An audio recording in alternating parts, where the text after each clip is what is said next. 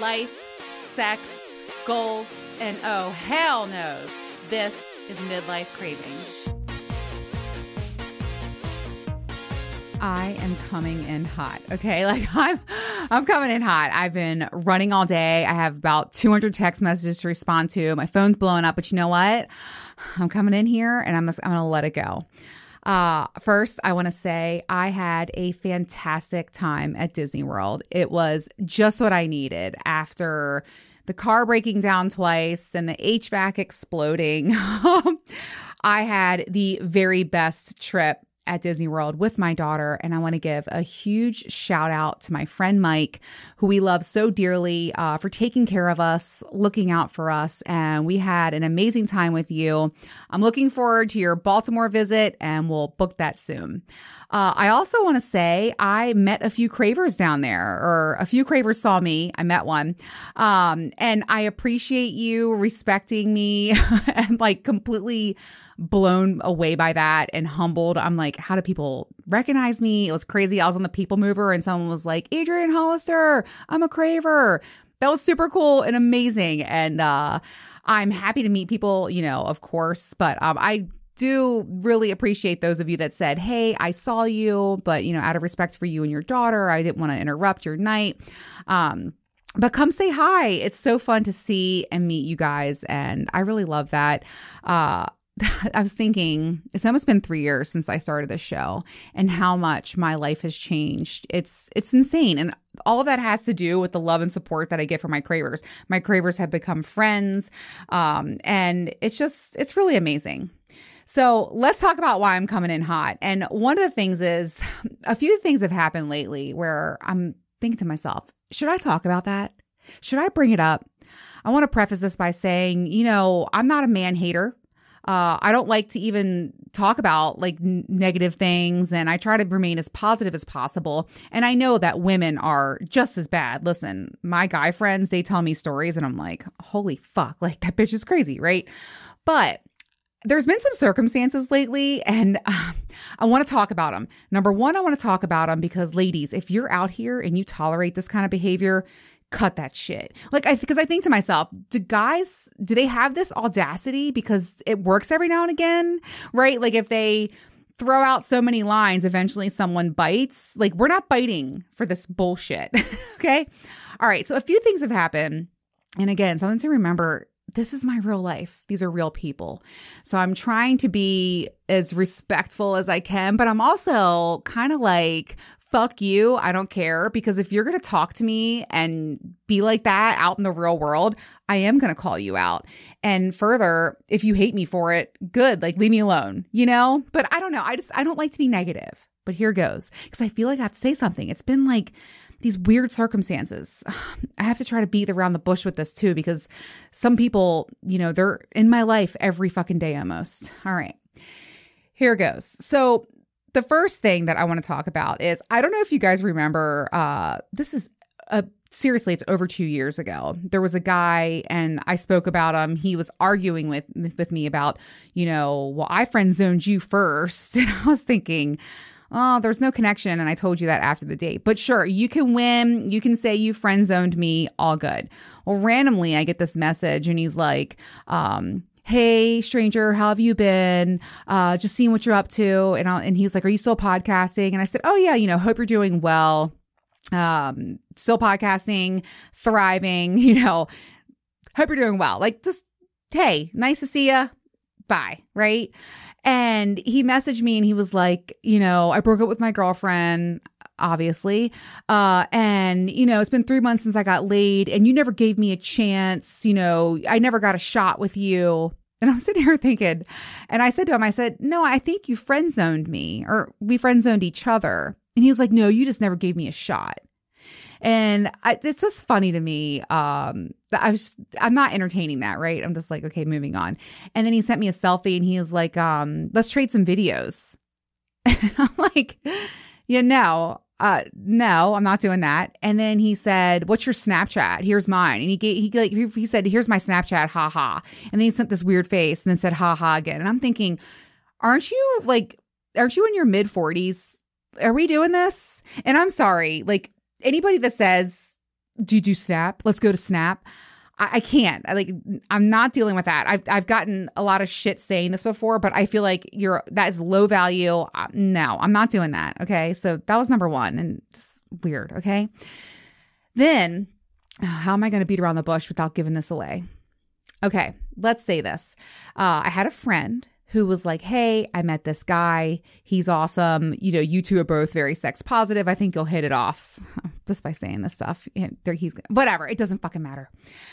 And, she's married, been married forever. And she's like, I want to connect you two. If you're open to it, I'll give you his number. And I was like, fuck it. I don't care. Whatever. And plus, I really just enjoy having sex positive people in my life. So I'm like, the more the merrier. Right. And so we're messaging, we're talking, and he was saying how, the person that put us together is so vanilla. And I was like, yeah, well, and he said, I've been having fun, like trying to make her uncomfortable. And I was like, how so? What do you mean? And then he said, this is giving it all away, but I don't fucking care. If you're listening, like reevaluate your fucking values here. He said, yeah, and I was nervous because I was telling her how, what if, you don't like my dick size? What if it's not big enough for you? And then I'm thinking, like out of left field. I'm like, oh, well, because he's like, you're this like, sex podcaster and whatever. And I was like, okay. And he said, so I sent her a dick pic. And I'm like, wait a minute, hold on. You sent her an unsolicited, our married friend, you sent her an unsolicited dick pic. Like, what is wrong with you? Like, what? And like, I don't know if he thought I would think that's funny. I don't think that's funny at all.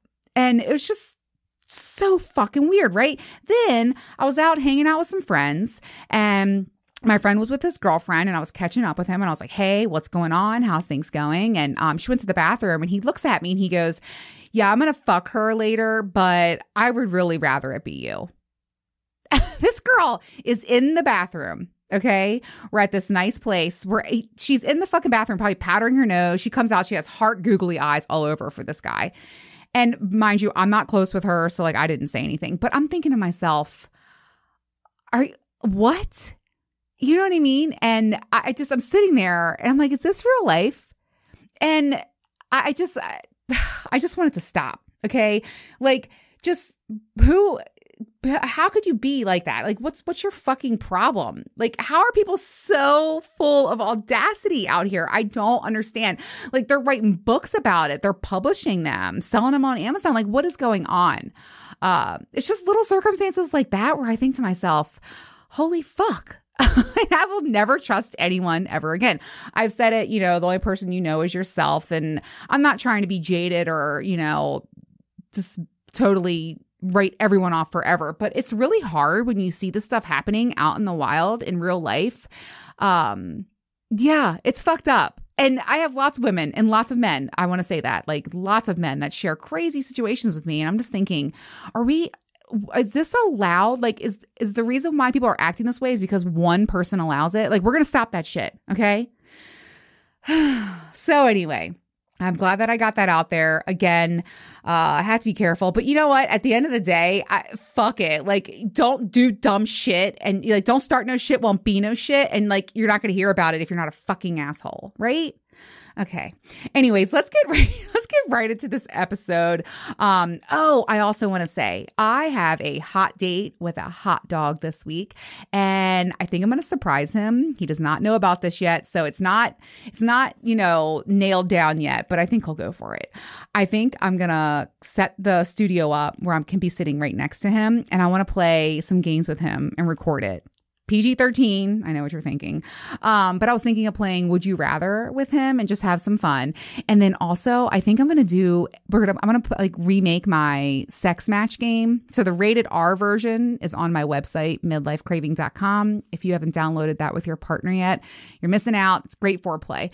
But I think I'm going to make a PG-13 version of it and play it with him on the show. What do we think? Hot dog is so much fun. I haven't seen him in a while. And the last time I saw him, I couldn't fuck. And so I'm really looking forward to this with him. And I'm really hoping he goes for this idea. So hopefully the next episode will be a hot date with a hot dog. But let's talk about today's episode. My friend Coach Reg is here, and we're talking about dating, relationships, and even when it's time to let go.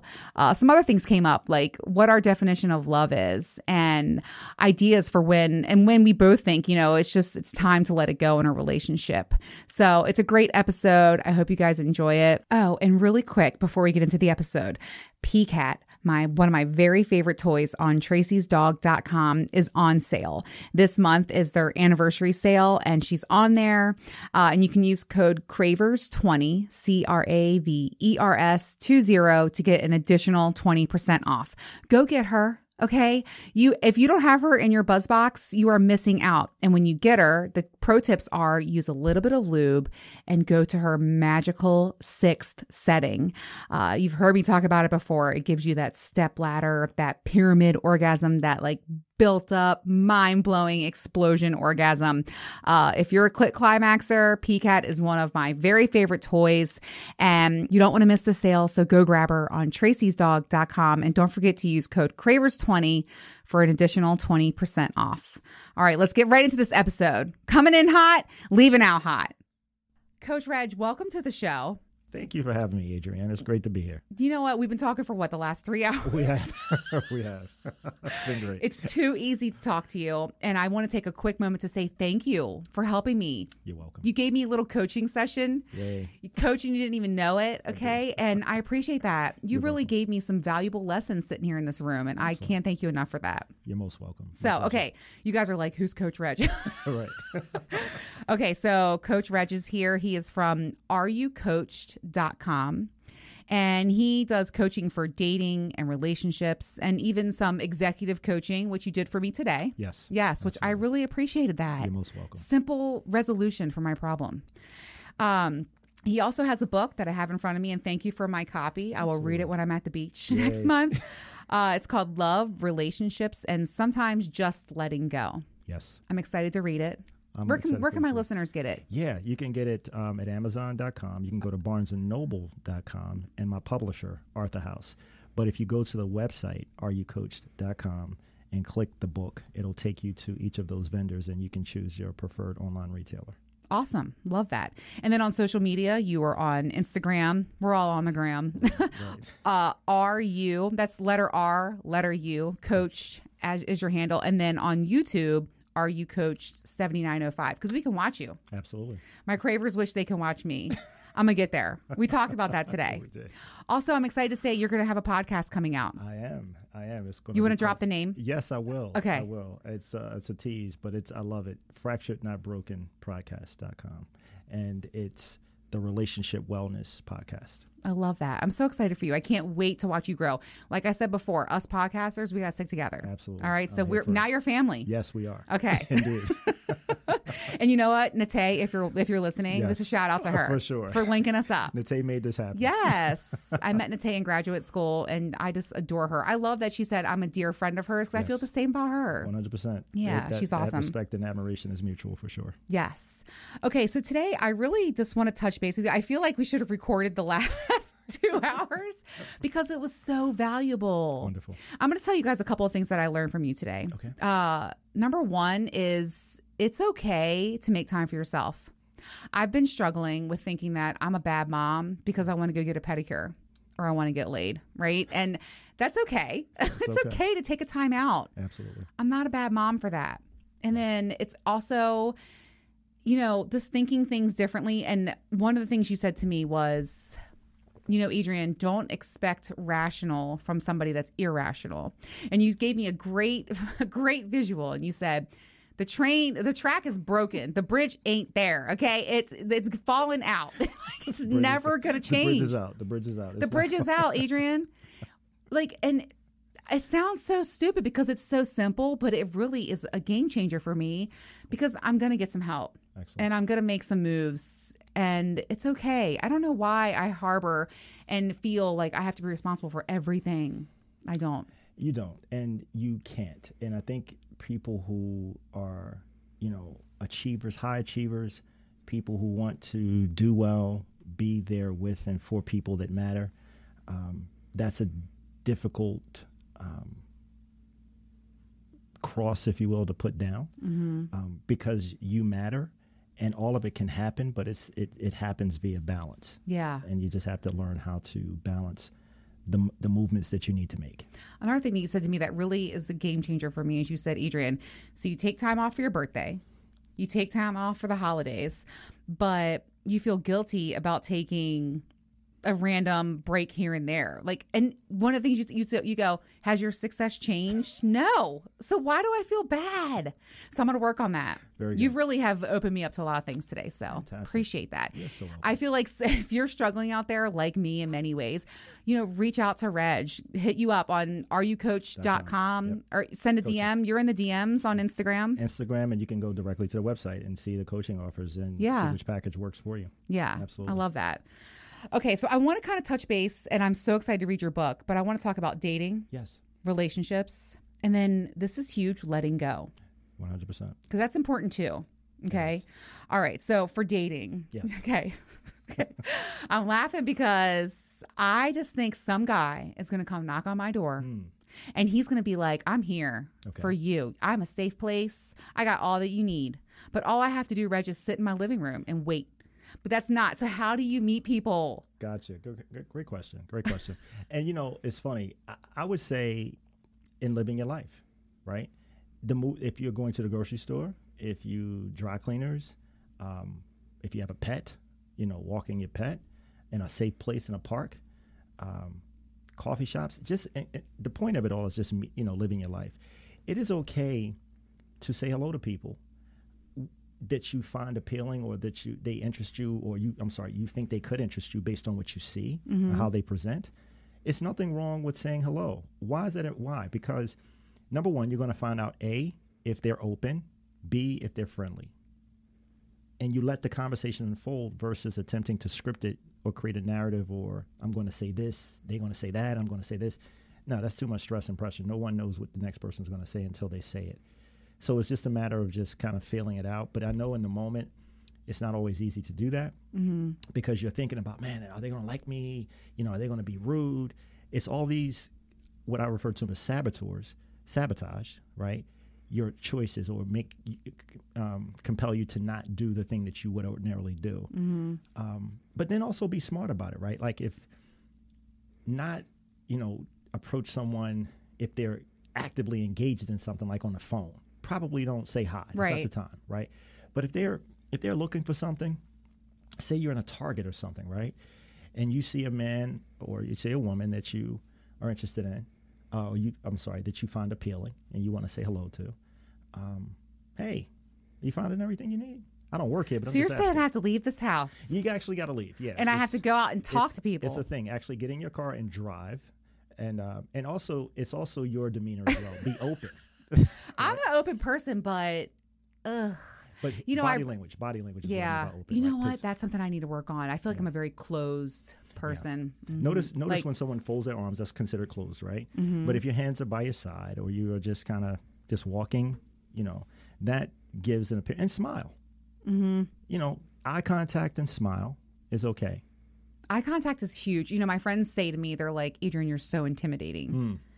And I learned from trying to avoid situations with certain people. I learned from someone, he was like, don't be open, don't be green, don't look them in the eyes. Look anywhere else but the eyes. And I'm like, okay, maybe I took that a little too far. Yeah, because you know why? The reason you can look the person in the eye is because you are not forfeiting your choice when you do. You still get to choose if you want to have a conversation or not. Yeah. If you want to remove yourself or not. You get to your choice is not forfeited because you choose to make eye contact and say hello. All right, so I got to get out of the house. Well, yeah, I saw this TikTok that said, if you're single, you should never be home. You should be home to sleep, and that's it. So, okay. Yeah, that's interesting. So this is, again, we talked about groupthink earlier, right? Yeah. How the collective. The thing is this, we individually need to know what works for us.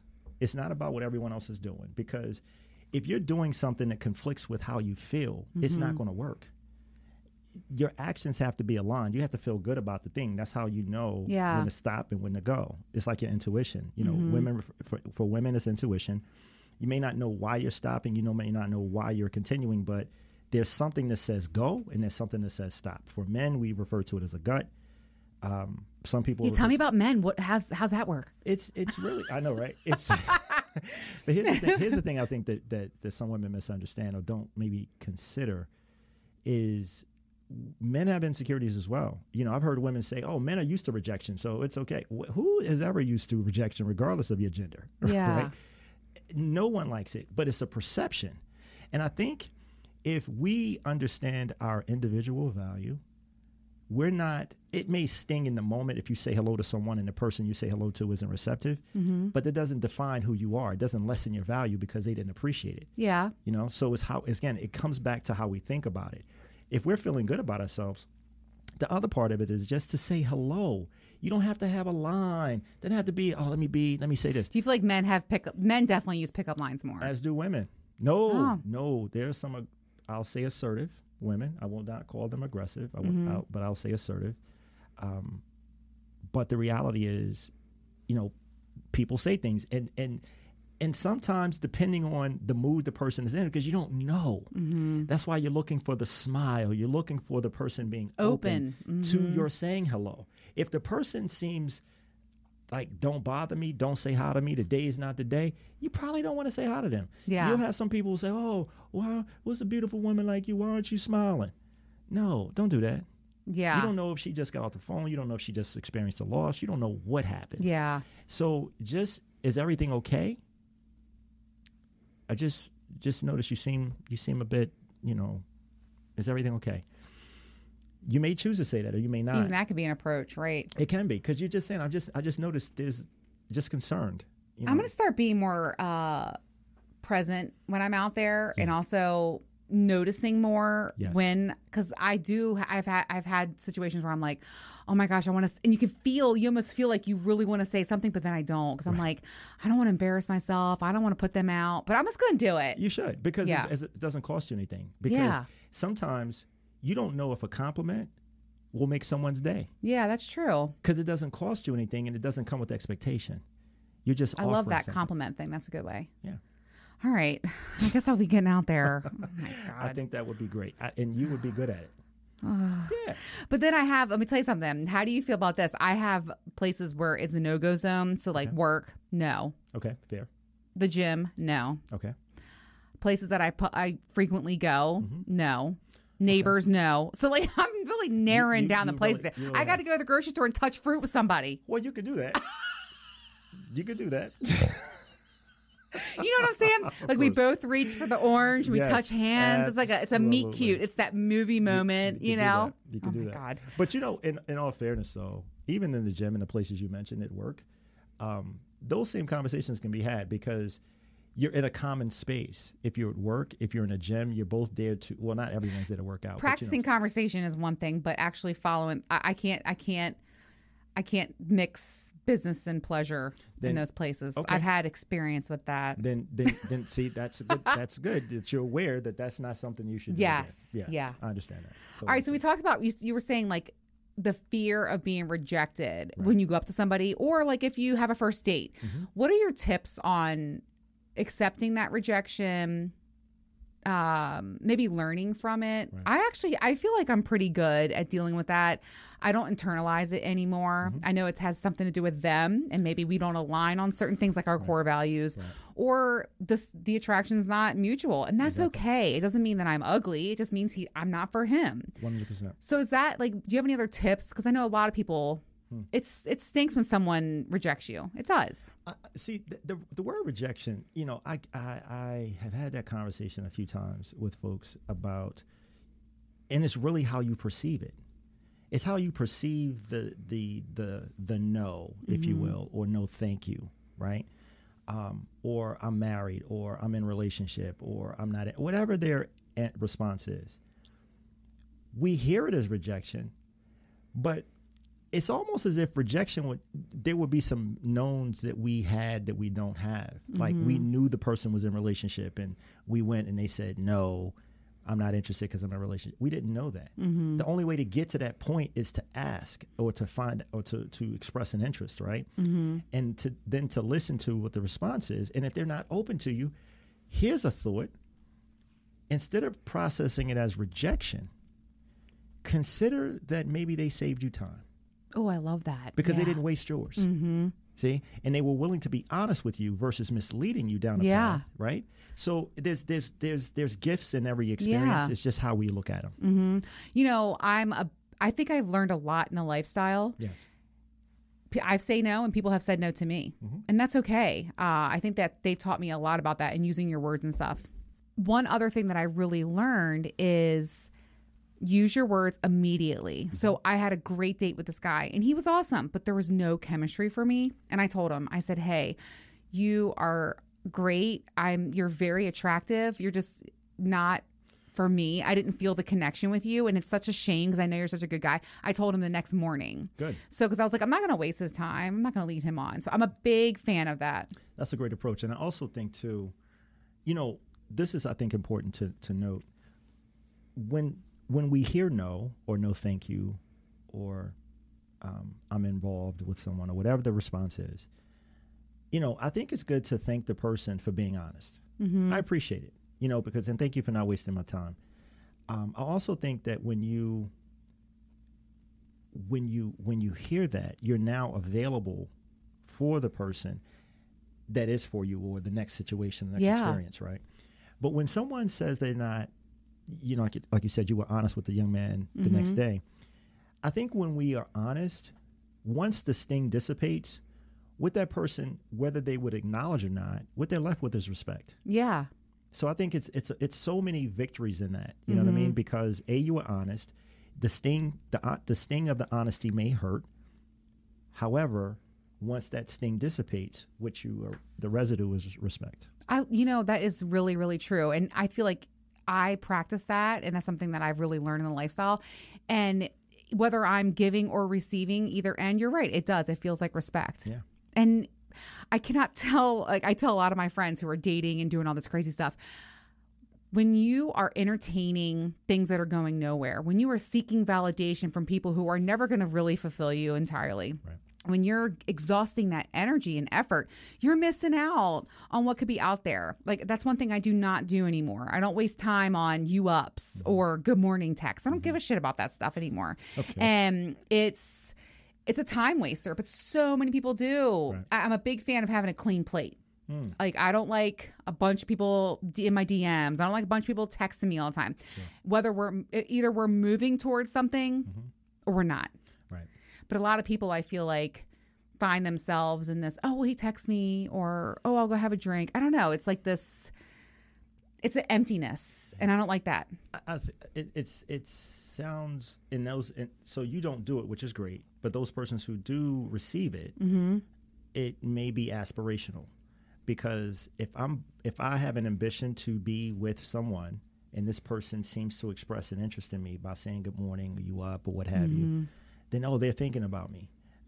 Could it just, that could be true, or it could just be novel. Yeah, because it's new. And the key is, and what I think a lot of people miss, a lot of us miss when we meet someone, especially someone we're excited about or believe we could be, is that once the butterflies, once the excitement wanes and dissipates, are you still as interested? Once that person becomes routine, right? And I think that we have to be patient, and it's difficult to do that. It sounds logical, because the thing in all of this, Adrienne, in relationships, when you're talking about matters of the heart, it's never logical, so it's not going to make sense. You're like, well, why don't you let go? What's the big deal? First of all, it's not your life. And no matter how much you may be able to empathize, because you've had a similar experience in your life, you don't know how I feel. No matter, even if I articulate it to you, there is no way you can earnestly know how I feel, because you're not me. And that's the thing that I hope that we can remember when we see people struggling to navigate a breakup, that they're not saying, God, how many more examples do you see before you realize this person doesn't care about you? And that person may be like, yeah, you're right, but they have to get there on their own. And if we love and support them as we say, then we should support them in that capacity as well. I could tell you a million examples of people I know like that. And I've done that myself. A lot of people told me, with Prince Charming, they were like, oh my God, how many more chances do you get? And I'm like, I only got 866 chances left. Okay. Like, But it's true. And like, I had to get there. Exactly. I had to accept it, and it had to be my timing and my decision making. 100%. Yeah. So Good for you. But let's talk about that really quick. Something else I want to touch on was closure. Yes. Okay. So I have painstakingly grown and learned, and I'm very proud of myself because I no longer seek closure from others. Right. I know that it's within myself. You agree with that? I do. And I think it's more of, it's a choice that we can all make, because the challenge with, and I just posted something about this a couple days ago, resisting the urge to pursue closure, because it's tempting. Because you're like, I just want to understand why. Why do you not want to be together? What can I do? What can I, why did you do this to me? 100%. And the problem with that is, number one, you don't know if you're going to get the truth. And number two, the person's not obligated to respond to you. And so instead of giving your power away and pursuing closure, consider acceptance, that the answer is the answer. If their answer is no, then I'm just going to choose to accept a no, because no matter what they explain, how do I know that they're telling me the truth? But what I can trust is that they're no longer interested in being with me. Yeah. So that makes it so simple. And don't give your power away. Exactly. That's huge. Yeah. Yeah. Thank you for clarifying that, because I know I've struggled with that in my life, Sure. and a lot of people are. Yeah, okay. that's the thing. Let's move on to relationships. Okay. Okay. I want to talk about, you said something, the lies we tell ourselves in relationships. Do you have like top 3 lies people tell themselves in relationships? What? Ooh. Everybody's perfect. The honeymoon phase lasts forever. Yeah, those are good. Those are all very good. Because here's the thing, right? We can say to ourselves whatsoever. The real question is, are we willing to acknowledge and pay attention to what we're actually seeing, what we're being shown? See, because we can choose fantasy. We can choose. I love Fantasyland. Well, then you'll love the lies. Right? Because it's like, if the lie makes you feel better, in theory, then you're like, man, that's easier. But the truth, in my opinion, is where your peace lives. Because I think in the fantasy and the lies that we tell ourselves is where our stress lives. Yep. And unfulfillment, right? But in the truth, if we're willing to accept it, even if there's unrest initially, peace is on the horizon, right? Because now I'm not lying to myself. And that's the biggest lie that you can tell yourself. The one that you know isn't true. That you know in your heart of hearts is untrue. But yet you're like, but you don't understand. He loves me. She loves me. Whatever. Okay, that's wonderful. But what do you feel? And not what do you want to believe? What are you being shown? What is this person showing? Yeah, that's huge. Yeah. I think one thing that I'm thinking about too when it comes to, lies we tell ourselves is, your mind wants to create that narrative. Yes. You have to ignore that. Yes. And also something that I'm guilty of is not taking a moment to step back and just listen, evaluate. Like you said, what is your truth? Yes. And take like that time out, because it is paramount. I'm a very pop off kind of girl. Okay. That's bad. That's not what you want to do. Right. You know what I mean? I have a question for you, and I just had this something profound happen last night. Yes. So I was braiding my daughter's hair. Sure. And she said to me, Mom, what is it like to be in love? What does it, she was like, I know I love you and I love you very much, but you're my mom. She's like, what is the feeling, and when do you know that you love someone? And it was such a big question. I told her, I said, that's a huge question.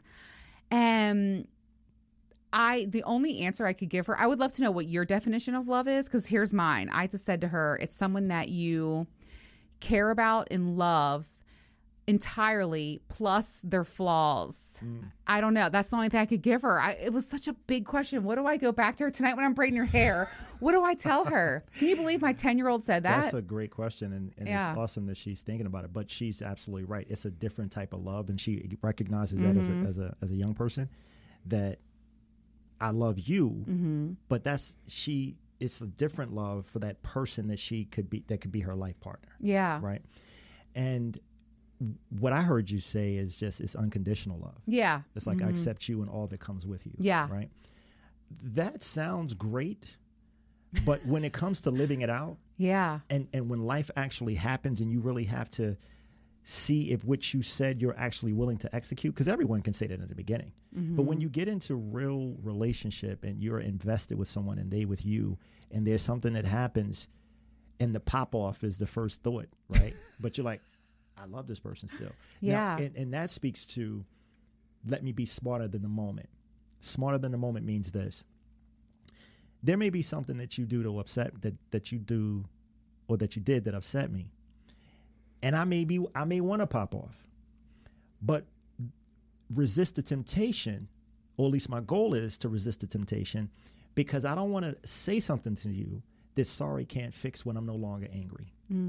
So being smarter than the moment says, let me stop, back to EQ, emotional intelligence. Let me be self-aware because I know my inclination is to pop off. Let me manage what I'm aware of, not do that. Let me participate in relationship management because I still want this person in my life, and not say something that could cause them to want to leave me. Yeah. Right? So this is a very thoughtful thing. And so we don't know until we're tested. Once the novelty is passed. You know, what I say to people is this. Get your emotional intelligence right. Love languages are a breeze. Love languages are, if you liken it to economics, love languages are the macro. EQ, emotional intelligence, is the microeconomics of it, because it's the foundation. It's how we relate. It's how we interact. It's me seeing you, not seeing what I want to see, but seeing you to the point where when you share with me, I'm actually curious enough to learn and to understand and to ensure that I understood what you said to me. Because I don't want to say, oh, she told me this and I got it. Let me make sure. Is this what you're saying? Right?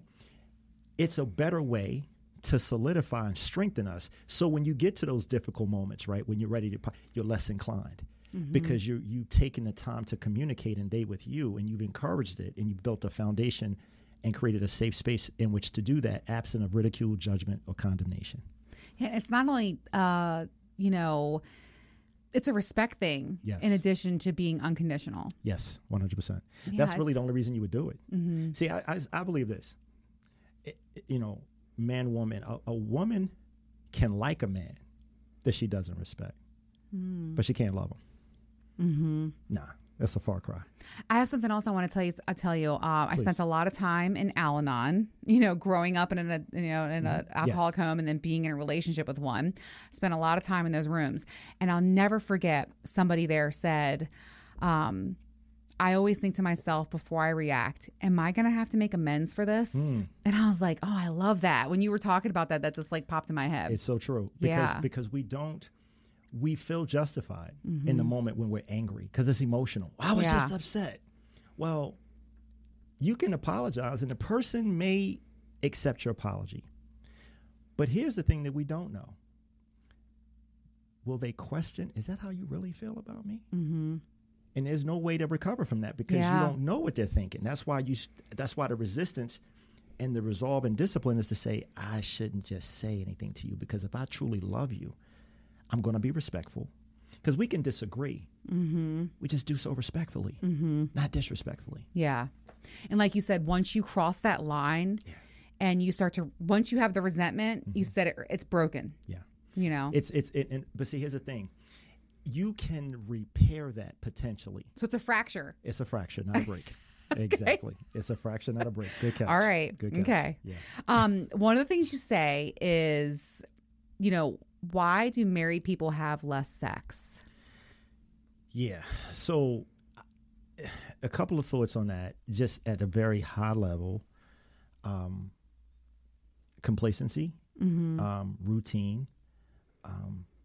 There's the disconnect was subtle, and there was maybe not conversation around what people were noticing. They just allowed it to happen, and now we're here, and they're like, what do I do? I'm stuck. And that's unfortunate because if you don't have that foundation, when life happens or disinterest happens, you can't have those honest conversations. Honest conversations aren't all the things that feel good.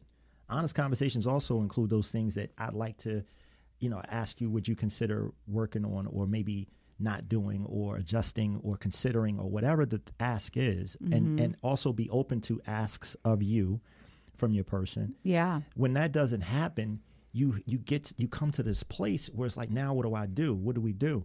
Yeah, you're so far gone. 100%. And it's oftentimes when that happens, it's a bridge too far. So when you're at the fracture, and when you start to notice things, the disservice is that we don't speak on it when we notice it, right? And we just allow it to unfold. But when you get there, it's never too late to ask a question. The key is to find out if the person is open to having a conversation before you get into all that you want to say, because the problem is we want to go in and I got to say some things to you. Yeah, pop off. Yeah. There it is, right? But then, I love it. But the key is to say, let me find out if you're at least open to listening to me before I even get it, because it doesn't matter what I want to say to you if you're not open to hearing it. So let me find out where you are.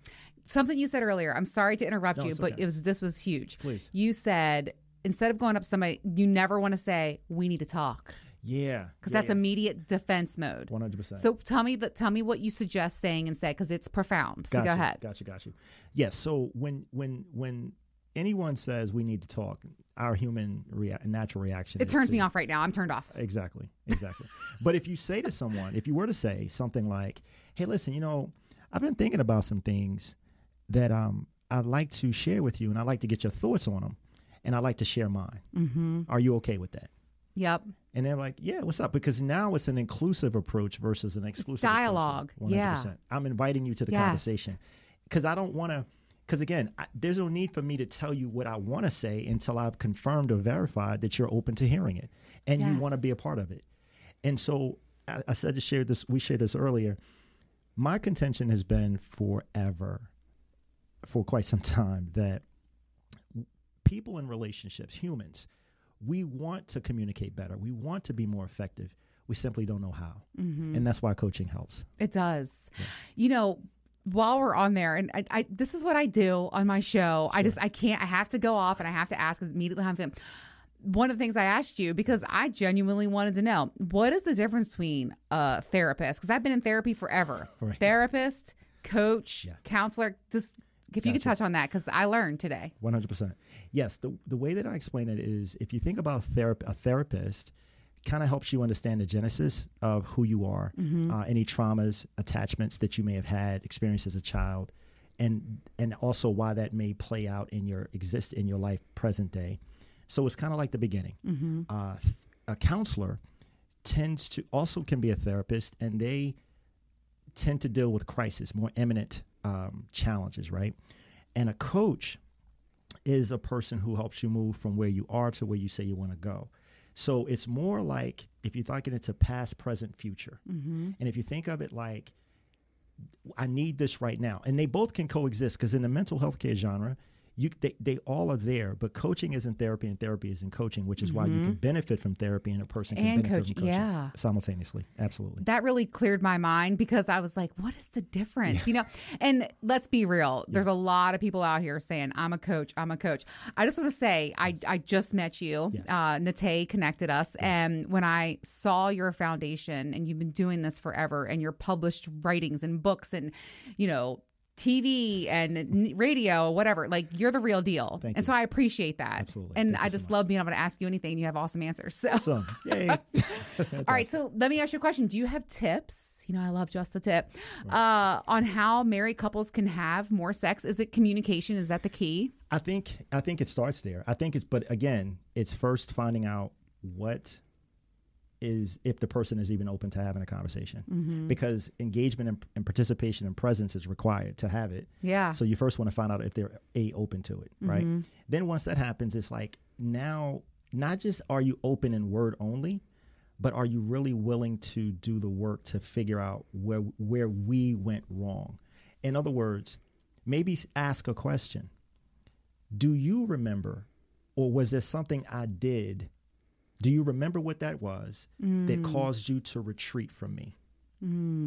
Because I think understanding what the root cause of it is, you may be able to solve, better yet, get to a different outcome. It's funny, as soon as you say that, I know exactly what it, like, so even me, the nympho that I am, I didn't want to have sex with my ex-husband.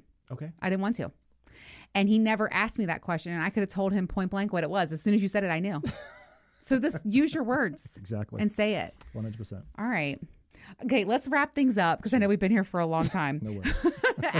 Not recording, but I want to talk about something that's very important. And I love that your book encompasses all the phases because I think it's, get married, have babies, live happily ever after. That's bullshit. Disney lies. Okay. Sometimes you just need to let go. Yes. So when is it okay to let go? Yeah, that is to a person. The individual literally has to get there, and they get there from a place, and only they know.